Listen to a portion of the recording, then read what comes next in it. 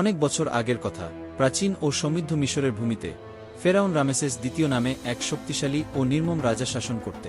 তার রাজ্য ছিল অসাধারণ স্থাপত্য ও সংস্কৃতির প্রদর্শনী, যা ছিল এক অপূর্ব সৌন্দর্যের নিদর্শন।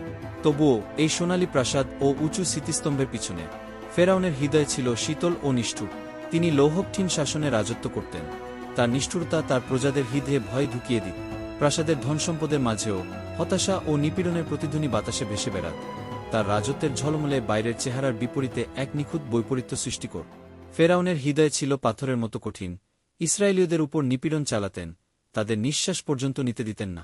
ইসরায়েলীয়রা দাসত্বের শৃঙ্খলে বাঁধা ছিল। সূর্যের তাপের নিচে কাজ করতে করতে তাদের মুখ ক্লান্তি এবং হতাশায় পূর্ণ হয়ে যেত, আর এই আশায় থাকত কবে তাদের দিকে মহান রব অনুগ্রহ করবেন।